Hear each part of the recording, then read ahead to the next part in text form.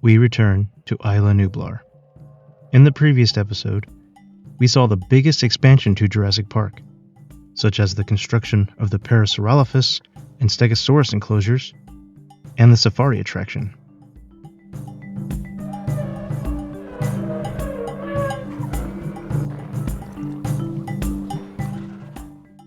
Since the safari zone was completed, guests have wanted to see more carnivore species introduced to the park. John Hammond and Dr. Wu wouldn't let these voices go unheard. On the opposite end of the main park area, construction began on not one, but two new dinosaur enclosures. As the pens were constructed, Dr. Wu and his scientists worked on the latest carnivore species. Their work paid off, so they present Jurassic Park's newest species, Carnotaurus.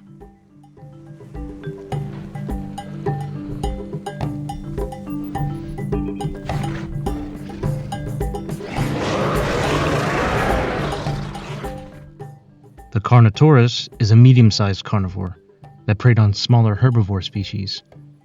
3 Carnotaurus were created before being tranquilized and airlifted from the holding pen.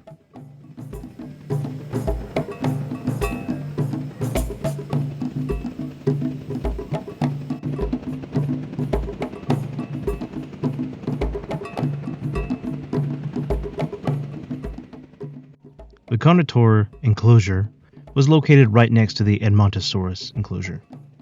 The Edmontosaurs weren't particularly comfortable being so close to the carnivorous species, but the staff overlooked their worries. The Carnos didn't need that much space or any kind of cover, leaving their pen relatively open. There was only a small pond for drinking and meat feeders to eat.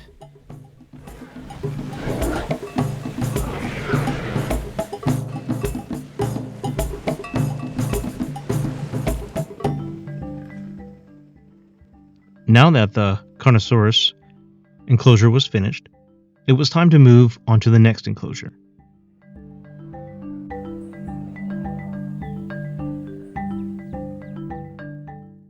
Dr. Wu and his scientists spent many days and nights trying to perfect the genome.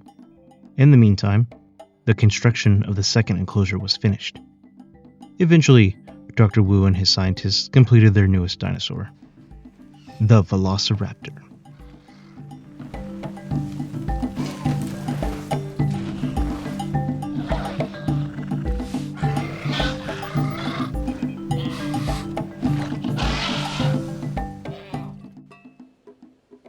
The Velociraptor was quickly tranquilized and airlifted out of the holding pen to prevent a possible escape. Their enclosure was outfitted with a small forest, a lake, and meat feeders. The Velociraptor species were pack hunters and lived in large groups. However, only 4 Velociraptors were created, and the raptors weren't quite keen on their small numbers. But like with many the species in Jurassic Park, the staff teams didn't care and moved on to the next big thing, which in this case was the final expansion to Jurassic Park.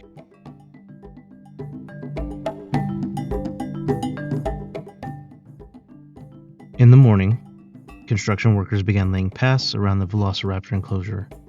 Many new attractions and amenities were built before work began on the final enclosure. This enclosure was larger than most in the park. It was initially meant to house 2 members of the same species of dinosaur, but because most of the budget had been spent on the expensive fencing, only 1 dinosaur would inhabit the enclosure. With this in mind, Dr. Wu and his scientists would continue to work on the next carnivorous species.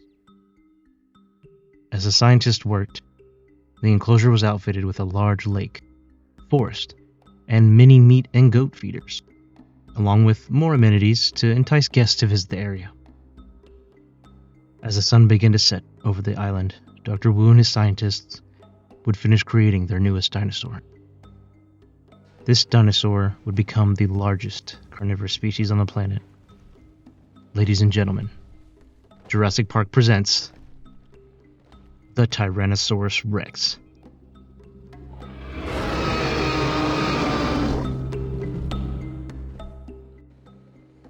A capture team is sent in to tranquilize the T-Rex. As it's sedated and transported out of the holding pen, a sense of unease is felt throughout the park. Guests and herbivores were all on high alert as the T-Rex is transported to her new home.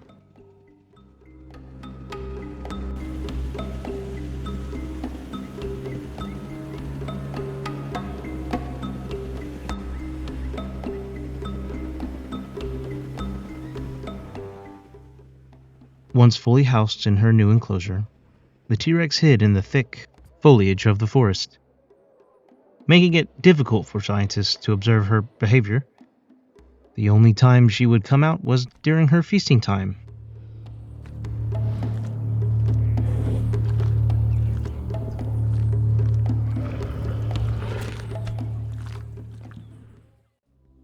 Now that the Tyrannosaurus enclosure was finished, Jurassic Park was fully operational. Hammond saw no more need to expand the park, believing it was to be complete in his eyes. Guests began to flock to Isla Nublar, raking in big bucks for Hammond and his company. "It could only go up from here," to quote the words of John Hammond. How wrong he would be.